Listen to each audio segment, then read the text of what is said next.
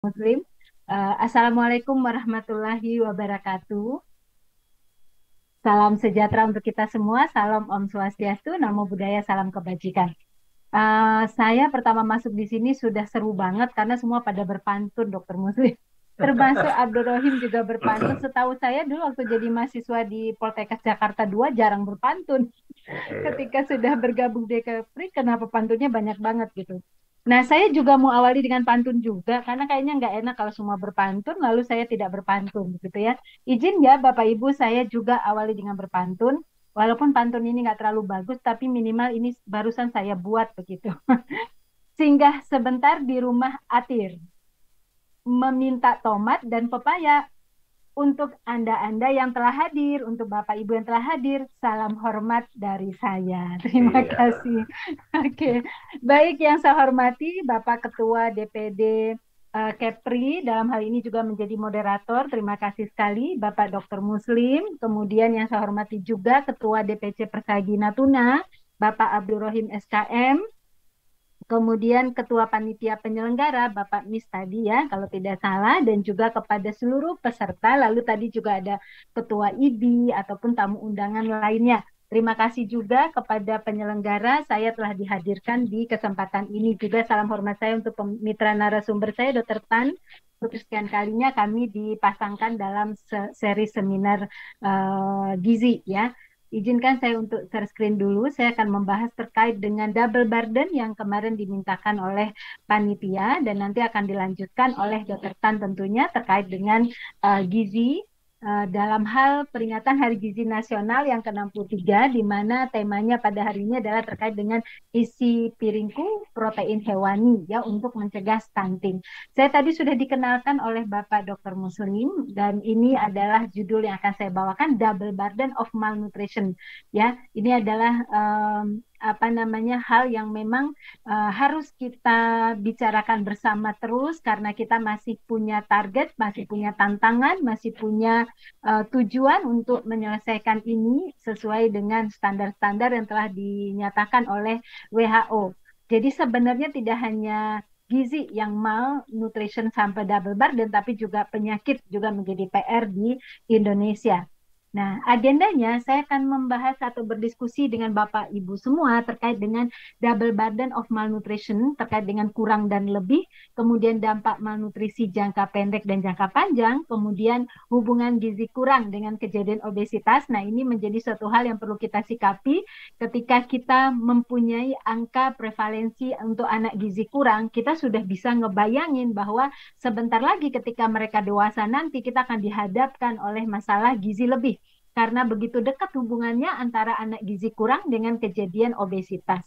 Kemudian juga tentang mendeteksi risiko obesitas pada anak gizi kurang, lalu mengatasi obesitas pada anak sebelum usia 5 tahun, jadi sebelum terlambat. Dan terakhir adalah kesimpulan. Kira-kira ini pokok bahasan dalam 45 menit ke depan. Nah, kalau kita melihat dalam double burden of malnutrition dalam Global Nutrition Report, sebenarnya apa sih yang dimaksud dengan double burden of malnutrition ini? Jadi ada dua kelompok besar masalah gizi yang ada di Indonesia yang hari ini belum teratasi, yang hari ini masih menjadi PR kita bersama.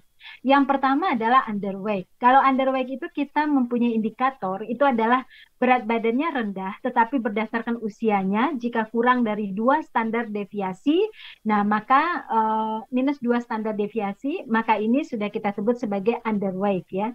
Sedangkan kalau stunting, itu kita melihatnya adalah dari tinggi badan yang rendah menurut usianya. Jadi bukan menurut berat badan, itu juga jika kurang dari minus 2 standar deviasi. Kurang kata minusnya nanti untuk teman-teman yang materi akan kita sesuaikan. Sedangkan wasting itu berat badan rendah menurut tinggi badan. Itu juga kurang dari minus 2 standar deviasi ya. Nah itu kalau menurut tinggi badan. Jadi kita punya 3 istilah. Ada underweight, ada stunting, ada wasting. Yang indikatornya berbeda satu sama lain. Namun tiga-tiganya ini termasuk adalah malnutrisi dalam hal yaitu gizi kurang. Tetapi kemudian tidak hanya terkait dengan status gizi berdasarkan antropometri, tetapi berdasarkan mikronutrien kita juga dihadapkan oleh status gizi kurang, yaitu kekurangan vitamin, ya vitamin A. Kemudian hari ini setelah pandemi, angka kekurangan vitamin D meningkat tajam, walaupun belum menjadi masalah nasional. Tetapi kalau kita melihat pasien-pasien yang datang ke klinik, terutama kalau yang saya perhatikan dari 4 tempat klinik saya praktek itu semuanya terjadi peningkatan yang sangat tinggi. Bahkan saya bisa katakan di atas 90% pasien-pasien datang selalu disertai dengan hasil MCU kekurangan vitamin D. Dan kemudian juga kekurangan mineral, ini masih PR ya, anemia karena zat besi.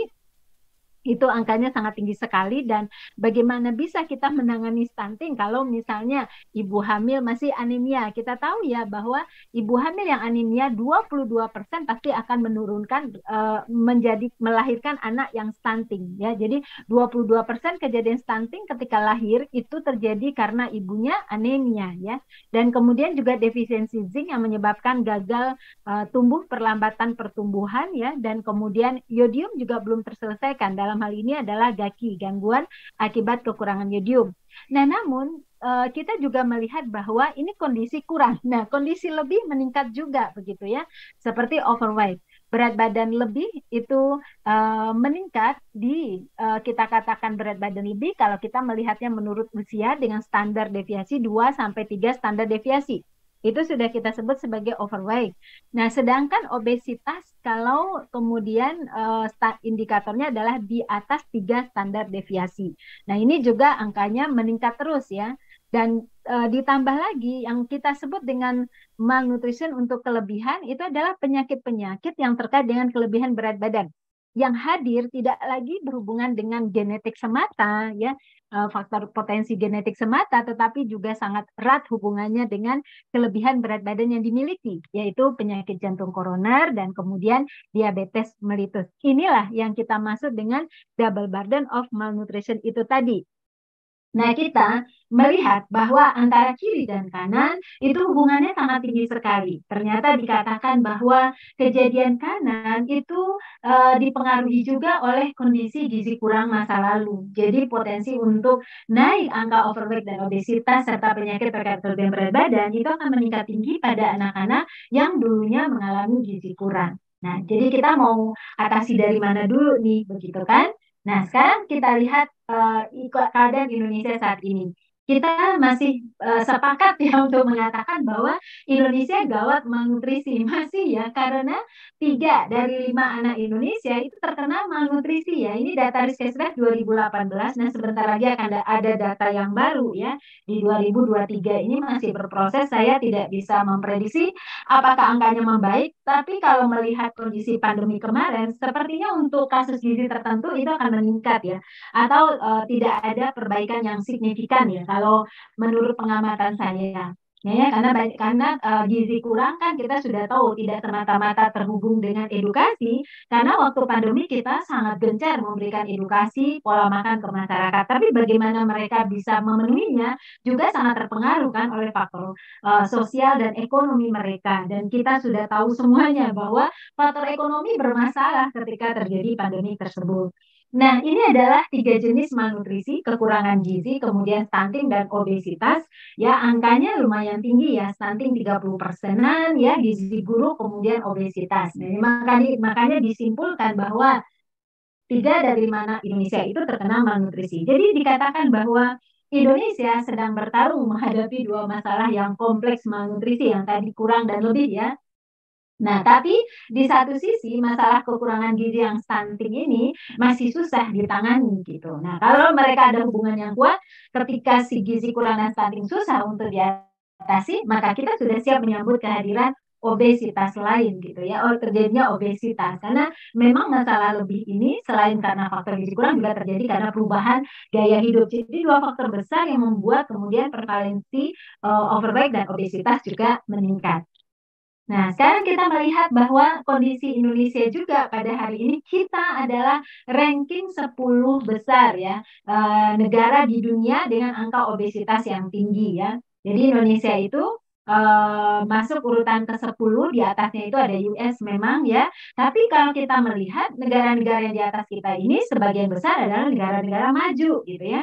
Jadi memang negara maju itu penyakitnya tidak lagi malnutrisi ya, penyakit gizi, tapi sudah masuk pada kategori kelebihan energi dan kelebihan gizi ya, istilahnya seperti itu. Sedangkan kalau negara-negara yang miskin ya, itu dia lebih tidak ada gizi lebih, kebanyakan adalah dia gizi kurang dan gizi buruk atau stunting. Namun belakangan terjadi peningkatan karena efek bukan dari perubahan gaya hidup, bukan dari berlebihnya makanan tinggi gula garam lemak, tetapi karena posisi gizi kurang dan genetik lah yang membuat kemudian mereka juga akhirnya beresiko untuk terjadinya obesitas. Namun kasus yang tertinggi di mereka masih didominasi oleh gizi kurang atau stunting. Tapi kalau di Indonesia, dua-duanya seiring sejalan meningkat begitu ya. Gizi lebih ini meningkat terus begitu. Nanti kita bisa lihat datanya, sehingga kita katakan bahwa Indonesia lumayan negara yang unik yang menjadi tantangan bagi kita semua, bahwa dua masalah gizi malnutrisi terjadi secara bersamaan dengan jumlah yang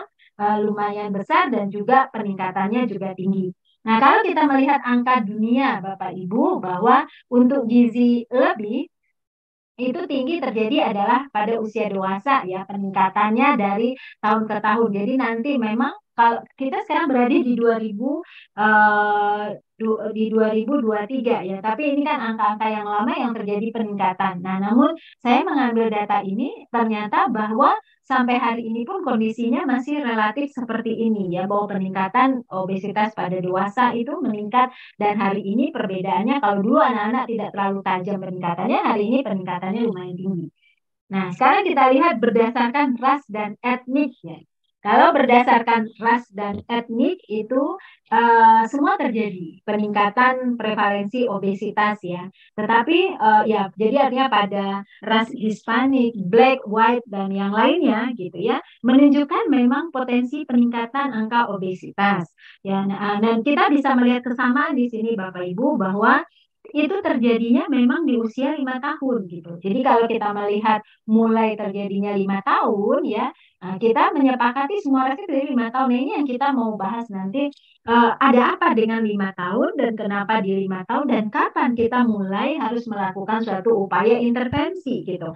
Karena ketika di 5 tahun meningkat, akan terjadi peningkatan terus ya. Jadi tidak ada terlihat sama sekali di usia penurunan, yang ada meningkat hanya pada tahun-tahun umur tertentu itu agak landai ya, seperti misalnya pada usia 12 tahun ya sampai usia 15 tahun terlihat agak melandai. Nah, ini memang kita tahu bahwa pada usia-usia itu kan usia puncak pertumbuhan seorang anak laki dan anak perempuan gitu ya, yang pertumbuhan tinggi badannya sangat tinggi sekali ya. Bahkan kalau gizi dan aktivitasnya cukup bagus, itu bisa meningkat setahun mencapai belasan senti ya. Terakhir kemarin di beberapa jurnal, dengan intervensi yang tepat tuh bisa 16 senti per tahun untuk anak laki-laki, dan untuk anak perempuan itu di maksimal di 11 cm per tahun. Jadi tinggi sekali kan kenaikan itu ya. Nah, karena kenaikan tinggi badan yang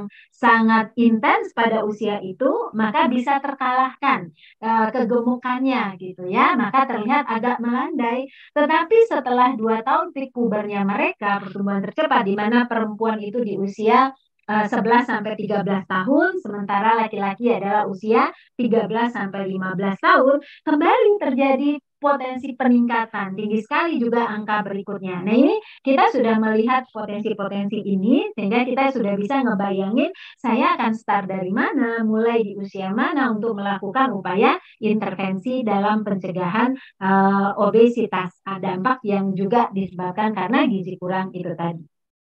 Nah, lalu kita melihat prediksi pada anak usia 2 tahun ya. Jadi anggaplah anak usia 2 tahun saat ini nih, kita memulai dari anak 2 tahun saja. Kita temukan kasus anak 2 tahun obesitas 9%. Berdasarkan kondisi saat ini, berdasarkan kondisi gizi kurang, gizi buruk, stunting, lalu berdasarkan kekurangan mikronutrien, berdasarkan perkembangan perubahan pola makan, pola gerak, dan lain sebagainya. Dengan situasi semua ini dicoba diprediksi reproduksi gitu ya, ternyata dikatakan kalau mereka tidak ada upaya-upaya intervensi khusus dalam mencegah terjadinya obesitas, maka pada usia 35 tahun, 59% dari anak usia 2 tahun ini akan menjadi obesitas. Wow, ini PR besar ya, PR besar sekali dan hari ini saya sudah melihat semuanya begitu ya. Jadi kalau di klinik saya di Royal Sport Home Center Senayan City, itu kalau ada hari ini 7 pasien misalnya, itu hanya satu yang tidak membawa masalah berat badan ya. Paling saat itu membawa masalah di eh, apa namanya di performa atau di prestasi atlet gitu ya. Tapi sisanya itu membawa masalah adalah karena berat badan yang berlebih atau terjadi perubahan komposisi tubuh begitu ya. Jadi bayangkan begitu tinggi risiko untuk terjadinya obesitas pada saat ini. Nah, sekarang apa dampak malnutrisi ini gitu ya? Jadi kita bicara malnutrisi semuanya ya, gizi kurang itu tadi, stunting ya. Nah, dampaknya kalau jangka pendek anak-anak gizi kurang ini itu perkembangan otaknya terganggu ya, kemudian imunitasnya melemah. Ya, karena di situ tadi tidak terjadi karena kita tahu bahwa dia berdampak pada gagal tumbuh ya, kemudian gagal kembang ya. Nah, gagal tumbuh di pertumbuhan tulang, otot, dan komposisi tubuh itu menurun ya kecepatan pertumbuhannya itu tadi. Nah, yang kita selalu menjadi suatu hal yang mengkhawatirkan adalah dari intelektual, ya kan? Nah, intelektual mereka itu rendah ya pada awal-awal kehidupan mereka di jangka pendek kalau mereka telah mengalami gizi kurang, itu ada penurunan 4 poin untuk kecerdasan mereka gitu ya. Dan kalau seandainya meningkat menjadi 15 poin ya, itu kekurangan yang terjadi. Tapi nanti dampak jangka panjang makin besar poin dari kecerdasan mereka menurun begitu. Itu kira-kira untuk jangka pendek. Nah, kalau kita lihat jangka panjang, kehilangan produktivitas kerja dan perawatan kesehatan meningkat. Nah, mungkin Bapak Ibu teman-teman semua sudah melihat di lapangan ya bahwa kita nggak kita banyak menemukan remaja-remaja atau para mahasiswa yang sangat produktif atau para karyawan yang sangat produktif, tapi kita juga banyak menemukan yang tidak demikian, yang kita merasa bahwa sebenarnya banyak hal yang mereka harus bisa hasilkan, tapi kenapa tidak bisa mereka hasilkan sebanyak itu? Nah, ini adalah dampak jangka panjang akibat status gizi masa lalunya mereka gitu. Jadi oke lah hari ini terlihat dari fisik dan kecerdasan, tapi pada kehidupan mereka selanjutnya berdampak pada produktivitas. Ini jadi kayak lingkaran setan ya teman-teman, karena bayangkan kalau mereka produktivitas kerjanya rendah, lalu uang yang mereka dapat nggak banyak, ya kan?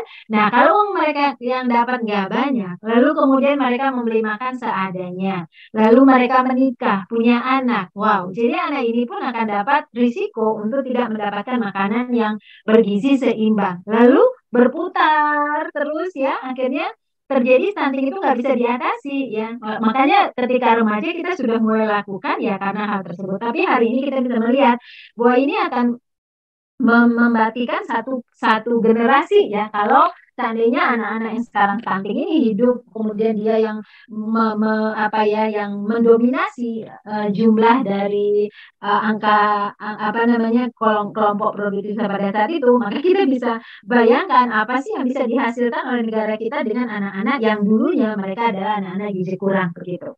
Lalu perawatan kesehatan meningkat kan? Karena kenapa demikian? Karena risiko mereka untuk obesitas, penyakit diabetes mellitus, hipertensi, jantung, stroke, dan kanker itu meningkat seiring dengan gangguan-gangguan metabolik akibat kemarin tidak bertumbuh dan berkembang dengan baik begitu. Lalu kematian usia muda ya akibat metabolisme glukosa, kemudian lemak, protein, hormon, reseptor, dan sebagainya. Lalu perawatan tubuh mereka pendek yang disertai dengan penurunan intelektual quotient-nya itu di 20 poin. Tinggi sekali ya di 20 poin. Nah, mereka nggak akan punya daya saing yang besar. Saya kira hal begini sudah kita pahami bersama, tapi tidak ada salahnya kita melihat kembali bahwa kondisi malnutrisi ini memang menjadi hal yang akan merugikan untuk jangka panjang juga gitu ya, yang membuat semangat kita selalu muncul untuk segera menanganinya. Nah, sekarang kalau kita melihat apa hubungan gizi kurang, terutama stunting ini dengan kejadian obesitas. Jadi saya sudah katakan tadi, kalau kita nggak bisa tangani stunting, maka kita bersiap-siap berhadapan dengan kondisi malnutrisi yang kedua, yaitu obesitas. Ya, nah, mari kita lihat ya. Kalau kita melihat fase-fase pertumbuhan tinggi badan anak, ya, itu memang puncaknya kan di usia 0 sampai 1 tahun. Yaitu dia akan mencapai pertambahan panjang badan itu di 25 cm. Ya, di 0 sampai 1 tahun. Jadi cukup pesat ya. Tapi di usia 1 sampai 2 tahun itu cuma 12,5 cm. Masih pesat, tapi lebih rendah kan dari yang 1 tahun pertama kehidupannya. Makin ke sini makin rendah. Ya, di usia 2 sampai 3 tahun itu hanya 8 cm. Ya. Dan kemudian lebih dari 3 tahun itu hanya 4 sampai cm. Namun ketika nanti di usia peak puber mereka yang saya katakan tadi 11-13 tahun untuk perempuan, 13 sampai 15 tahun untuk laki-laki, itu memang penambahannya cukup pesat ya. Bahkan tadi jurnal-jurnal menemukan ada yang 16 cm, ada yang 11 cm untuk perempuan gitu ya. Jadi cukup tinggi juga. Nah, kalau kita melihat ini, kita memahami bahwa percepatan tinggi badan itu di 2 tahun pertama. Sekarang mari kita bayangkan, kalau seandainya di dua tahun pertama itu ternyata mereka stunting, ya, mereka mengalami gizi kurang, mereka mengalami stunting. Artinya tinggi badan yang mestinya bertambah 25 cm di tahun pertama, lalu 12,5 cm di tahun kedua tidak terjadi. Pertambahan mereka melambat.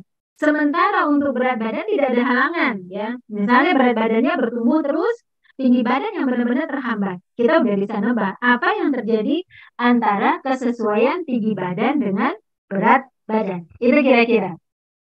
Ya, nah di situ kan kalau kita melihat ya di dalam perkembangan tinggi badan mereka gitu ya, itu ada faktor hormon pertumbuhan, hormon tiroid, gen. Nah ini bertepatan dengan Hari Gizi Nasional. Mungkin teman-teman sudah paham dengan mTOR C1 ya, yang merupakan saklar pertumbuhan. Ini saklar pertumbuhan pada anak ini untuk tinggi badannya ini sangat ditentukan oleh ketersediaan pertama asam amino yang esensial ya kan. Yang kedua oleh produksi hormon pertumbuhan itu sendiri. Ini dua faktor besar yang menyebabkan saklar itu bisa aktif ya. Nah, saklar ini kalau aktif dia yang menentukan percepatan dari pertambahan tinggi badan itu tadi gitu atau panjang badan. Nah, kalau di asam amino esensial kita udah bisa jawab semua bahwa itu memang dominan adanya adalah di protein hewani. Nah, kita juga bisa lihat ya data-data yang kemarin disampaikan oleh Kementerian Kesehatan bahwa ternyata pemenuhan protein anak-anak kita cukup loh. Oh ya, ya angkanya tercukupi adekuat, yaitu lebih kurang saya lupa angkanya, tapi tercukupi untuk semua kelompok usia. Namun, catatan penting yang mereka munculkan adalah 60% dari angka yang tercukupi itu ternyata bersumber dari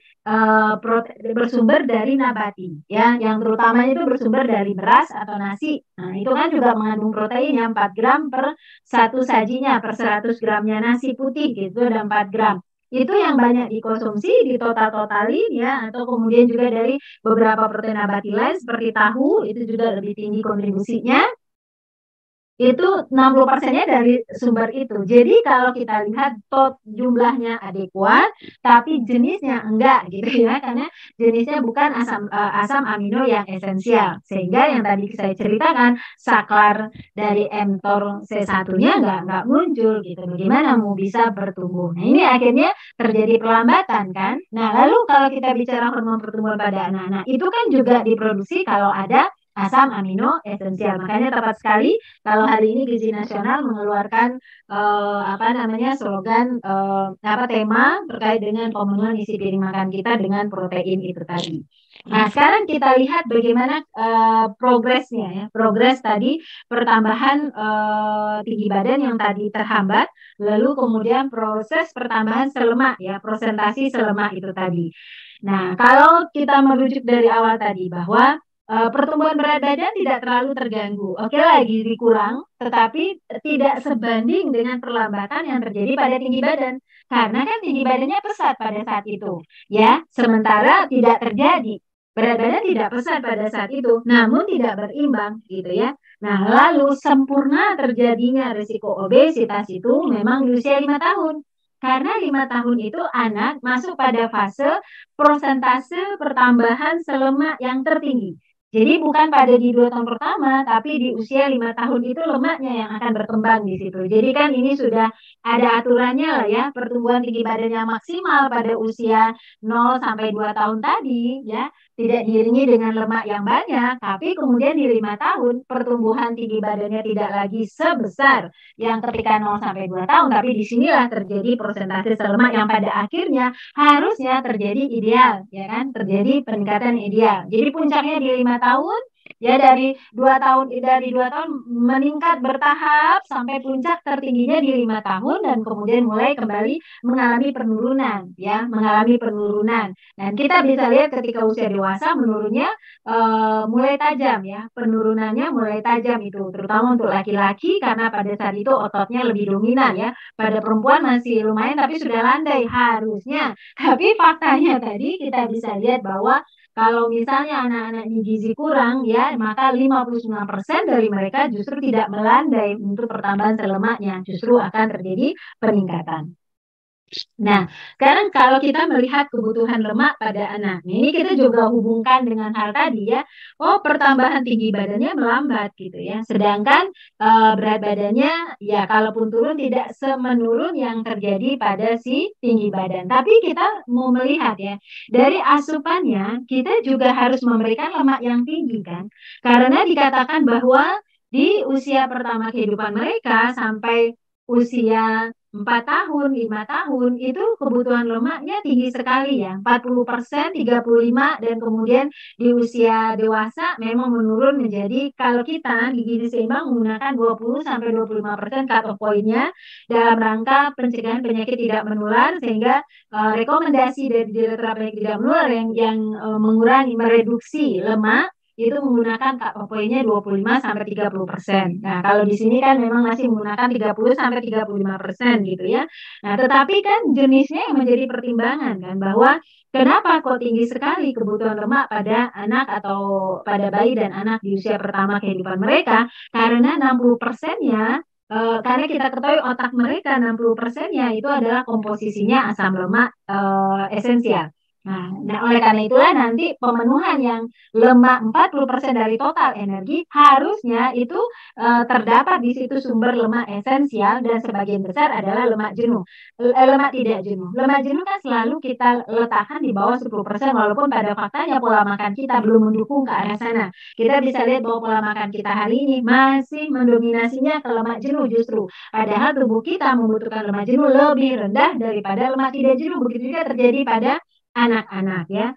Dan ini kan didukung juga oleh ketersediaan lemak di ASI, ketersediaan lemak di MPASI, itu semuanya harus tinggi untuk mencapai kebutuhan ini tadi. Nah, ini kalau tidak tepat dalam pemberiannya, ini juga kemudian menjadi kontributor untuk penambahan sel lemak yang tadi meningkat lebih tinggi daripada percepatan tinggi badannya si bayi atau anak. Nah, sekarang bagaimana kita bisa mendeteksi risiko obesitas pada anak usia 2 tahun? Kita tadi lihat bahwa puncaknya di 5 tahun, harusnya setelah itu mereka menurun untuk pertambahan lemak, tapi kalau seandainya itu terus terjadi, maka 59% nanti dari mereka itu adalah obesitas. Sebenarnya mendeteksinya sudah tepat yang kita lakukan selama ini, bahwa kita selalu memantau kurva pertumbuhan mereka, ya kan? Itu sudah tepat sekali gitu.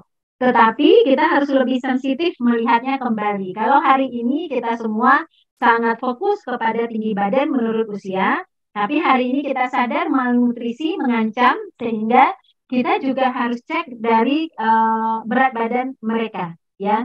Jadi kalau kita sudah melihat bahwa kelebihan jaringan lemak itu ya sudah terjadi kurva kenaikan berat badan, ya kita sudah mulai waspada ya. Dan jadi memang ada hubungan antara IMT yang tinggi kemudian dengan kelebihan jaringan lemak dalam tubuh, yaitu kecuali kalau IMT-nya kita gunakan untuk para atlet ya, seperti klien saya di RSPC itu ya jelas enggak, tapi secara general kita katakan memang indikatornya menggunakan IMT, kalau telah terlihat kenaikan itu ada korelasinya dengan penimbunan lemak ya, peningkatan lemak itu tadi. Jadi ini harus kita pantau kurva kenaikan berat badan ini tadi. Jadi kalau sudah menunjukkan yang ekstrim kenaikannya, ini sudah harus kita berikan intervensi. Nah, saya memberikan contoh. Ini ada seorang anak perempuan usia 3 tahun ya.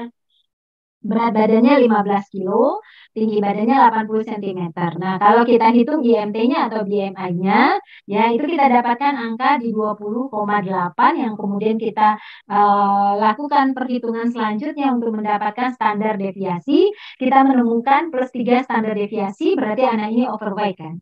Nah, kalau kita melihat ke kurva pertumbuhannya, sebenarnya risiko-risiko itu sudah bisa terlihat ya di kurva pertumbuhan itu tadi, gitu ya. Nah, nanti kalau IMT-nya sudah plus 3 standar deviasi, itu sudah masuk ke risiko obesitas, ya, sudah masuk ke risiko obesitas. Nah, sekarang mari kita lihat ke kurva yang saya maksudkan tadi.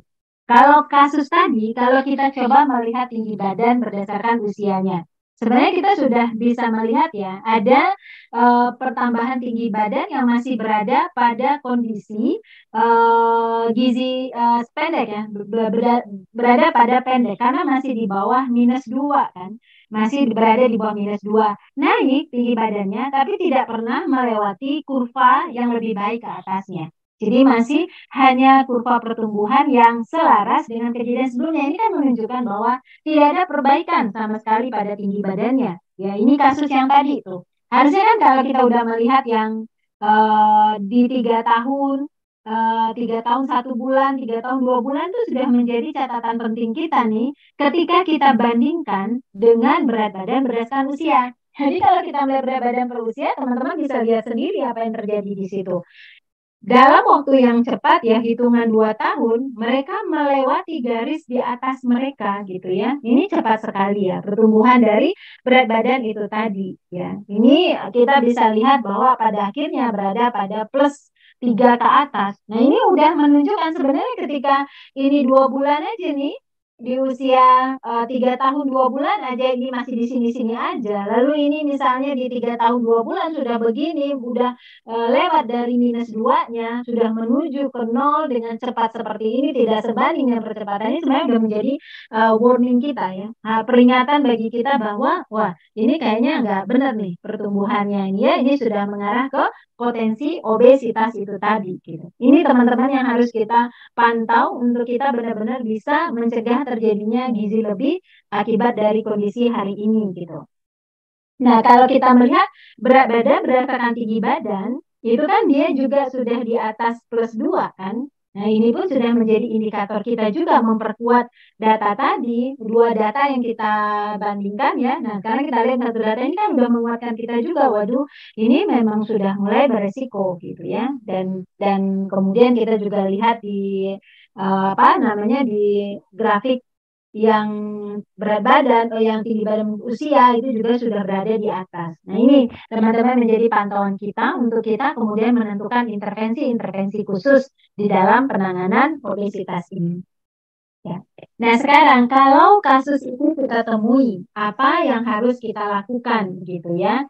Nah, sebenarnya Ikatan Dokter Anak Indonesia telah mengeluarkan pedoman untuk penanganan obesitas pada anak ya. Jadi kita sebenarnya mengacu pada kondisi ini gitu ya. Dan banyak sekali hal-hal yang harus kita lakukan, dan kebetulan juga teman-teman kita juga berproses terus di Direktorat Penyakit Tidak Menular mengeluarkan buku panduan untuk mengatasi obesitas, dan baru saja di akhir tahun kemarin kita menyelesaikan yang standar untuk anak ya. Jadi panduan penanganan obesitas untuk anak ya. Berproses di situ ya, ada dari PP-ISNA, kemudian PDSKO, itu kita memang selalu gandengan itu teman-teman dengan PDSKO, dan kemudian IDAI ya, yang kemudian memproses buku itu menjadi panduan untuk teman-teman di puskesmas ya. Nah, di buku IDAI itu sendiri untuk memudahkan dalam penentuan makanan untuk anak-anak yang tadi punya potensi akan menjadi obesitas itu tadi, itu dengan memberikan traffic light diet ya. Nah, nanti penggunaannya di lapangan tentu kita bisa sesuaikan dengan kondisi yang ada teman-teman ya. Kita lihat situasi anak-anak di sekitar kita. Tapi ini cukup menjadi panduan. Jadi kalau kita melihat ini dikelompokkan menjadi hijau, kemudian dikelompokkan menjadi kuning dan merah. Ini kan sebenarnya tandanya sudah jelas ya, oh hijau jalan terus, kuning hati-hati, merah stop kan gitu. Nah, namun di kuantitasnya tetap menjadi ada panduan bahwa kalau misalnya hijau nih boleh dimakan setiap hari. Nah, tentu kita selalu berpedoman pada porsi yang wajar. Tapi namun hari ini hadir, besok hadir itu oke gitu ya. Itu untuk yang hijau. Nah, sedangkan yang kuning itu dia tidak untuk setiap hari dan kalaupun dia dimakan itu dosis porsinya lebih kecil ya. Jadi kalaupun yang dimakan porsinya lebih kecil. Nah, kalau yang merah ini yang boleh dimakan hanya untuk rekreasi untuk satu kali waktu. Nah, untuk satu kali waktu ini tentu sangat personal juga sifatnya. Ketika anak ini dominan Senin sampai Jumat itu hijau semua, maka kalau dia makan yang merah menjadi 2 kali seminggu itu masih oke untuk totalnya. Tapi kalau panduan ke masyarakat, pendekatan massa, kita tetap menggunakan poin 1 kali seminggu itu tadi. Nah, siapakah yang berada di hijau? Jadi yang di hijau itu adalah makanan-makanan yang kalorinya rendah, ya. Tapi vitaminnya cukup, kemudian seratnya tinggi, kemudian lemak jenuhnya rendah, gulanya rendah, garamnya rendah. Teman-teman bisa bayangkan gitu ya makanannya kayak apa itu gitu ya. Tapi bisa diolah di rumah tangga. Jadi kalau misalnya minuman kekinian itu udah nggak masuk sebenarnya pada kategori hijau ya, karena tidak lagi itu rendah gula. Nah, kalau jenis makanannya ya seperti ini sayuran, buah, biji-bijian, ikan laut, ikan air tawar, ayam, ya kan? Nah, ini kita mau cocokin dengan kondisi hari ini, mana protein hewani menjadi penting. Maka pada hijau ini pun protein hewani itu kita pilihkan yang rendah lemak, tetapi akan muncul setiap hari, setiap saat bahkan. Jadi dimakan utama, makan selingan, kita akan prioritaskan pemberian protein sebagai makanan sehari-hari mereka. Karena banyak keuntungan ya, memperbaiki hormon pertumbuhannya, pertambahan tinggi badannya, dan juga dalam hal pencernaan dia memang bisa memberikan rasa kenyang lebih lama. Dalam metabolik dia bisa memberikan panas juga lebih tinggi dan proses pencernaannya pun membutuhkan energi mencapai 30% sehingga juga sangat mendukung untuk anak-anak yang sedang mengalami untuk sedang memodifikasi makanan terkait dengan berat badan berlebih itu tadi gitu ya. Nah, nanti pengolahannya karena ini rendah lemak jenuh, kita sudah paham bahwa proses penggorengan dengan lemak jenuh, dengan minyak jenuh, dan dengan suhu yang tinggi, jelas tidak lagi masuk ke dalam pengolahan pada yang hijau ini. Nah, tapi mereka tidak ditahan, makanya orang sering bertanya kepada saya, bolehkah anak-anak itu diet? Tentu saja boleh, karena diet itu adalah pengaturan makanan dan tidak selalu identik dengan rasa lapar ya. Rasa lapar pada anak-anak tentu tidak kita inginkan terjadi karena rasa lapar bisa merubah preferensi rasa mereka sendiri ke arah yang tidak baik gitu. Nah, kemudian yang kuning, kalau kuning ini kalorinya sedang gitu ya. Nah, nanti teman-teman bisa mengutak-atik dari apa yang mereka biasa konsumsi gitu ya. Cukup vitamin, lemak jenuhnya masih rendah, gula masih rendah, garam pun rendah dalam arti kata kalau rendah itu adalah ini mencukupi ya. Karena sebenarnya kan kita itu ditoleransi boleh sampai 2.400 miligram per hari, namun faktanya kan nggak pernah segitu. Semuanya selalu berada di atas 4.700-an, melebihi punyanya kalium ya kan. Nah, jenis makanannya adalah daging, semua daging boleh diberikan, daging sapi ya. Kalau di kiri kita nggak melihat daging sapi, tapi di kuning ini daging sapi, tapi tetap diusahakan yang tanpa lemak begitu. Kemudian produk susu ya di kuning itu, nah, tapi produk susu yang di hijau masih memungkinkan, tetapi dengan ketentuan modifikasi tertentu seperti yang tanpa lemak begitu ya. Lalu tepung sereal bisa masuk di kuning. Nah, ini boleh diberikan beberapa kali seminggu, tetapi tetap porsinya secukupnya atau porsinya lebih kecil dari porsi yang pada umumnya ada, begitu kira-kira. Nah, ketika bicara yang merah, teman-teman, nah di sini kita bicaranya adalah ini yang kalori tinggi, ya, yang rendah vitaminnya, udah kebayang ini makanan apa gitu ya. Lemak jenuhnya juga rendah, gula juga tinggi gitu ya. Kemudian gula, garam itu tinggi gitu. Itu si merah tadi. Tapi miskin gizi ya, miskin gizi dalam hal vitamin dan mineral serta seratnya itu tadi. Contohnya ya daging berlemak yang diolah menjadi steak, sate gitu ya, bakar dan sebagainya, gula, permen coklat, minuman manis seperti boba ya, minuman berkarbonasi, makanan, gorengan gitu ya. Ini masuk ke merah. Jadi pada anak-anak yang tadi seperti tadi kasus yang saya katakan tadi itu hanya boleh dikonsumsi 1 kali seminggu. Nah, ini kan yang bisa melakukan semua ini tentu keluarga karena sebagian besar anak-anak ini masih berada di bawah pengasuhan keluarga. Makanya penting sekali untuk kemudian meningkatkan edukasi ibu-ibu ini di dalam pengolahan makanan. Sebenarnya teman-teman PR besar kita ya, kita itu kebanyakan itu sudah sangat terbentuk pengolahan makan itu cara goreng. Selalu begitu. Pandemi pun kemarin tidak merubah sama sekali proses pengolahan. Yang namanya kukus jarang sekali hadir di keluarga. Nah, ini kan menjadi halangan sekali bagi kita untuk bisa kemudian mendapatkan makanan-makanan yang bertraffic light yang hijau ini tadi, ya. Saya kira demikian paparan awal dari malnutrisi, nanti akan dilanjutkan terkait dengan pola makan dan lain sebagainya begitu ya. Kesimpulannya adalah Indonesia ini memang menghadapi double burden malnutrisi, yaitu gizi kurang. Di sini kita bicara ada makro, kita bicara mikro, ya kita bicara yang akut, kita bicara juga yang kronik begitu. Dan kemudian kelompok keduanya double itu adalah gizi lebih, yaitu overweight, di situ ada obesitas ya dan risiko perubahan metabolik akibat gizi lebih, dan mereka ini juga terpacu ter, ter, ter, apa ya terstimulasi juga karena pengaruh kondisi gizi kurang itu tadi. Nah, sekarang anak stunting yang kondisinya tidak teratasi saat usia kurang dari 3 tahun, dia akan beresiko untuk mengalami obesitas, malnutrisi lebih itu tadi. Nah, selemak mulai pesat pada anak usia di atas 5 tahun. Jadi oleh karena itulah upaya pencegahan ini telah kita mulai dikurang 5 tahun ya, teman-teman. Jadi mulainya dikurang sebelum 5 tahun itu udah dimulai gitu. Nanti kalau agak lamban proses pencegahannya, kita kuatkan lagi setelah 5 tahun, 6 tahun, dan seterusnya. Nah, lalu tata laksana obesitas pada anak-anak mengacu pada diet kalori seimbang dengan pemberian nutrisi itu sesuai dengan traffic light diet dan kemudian peningkatan aktivitas fisik ya, kira-kira begitu. Nah, ini tempat saya praktek di Jakarta, double share screen ya, Mbak Lydia. Oke, sepertinya ada yang share screen. Oke, tidak apa-apa.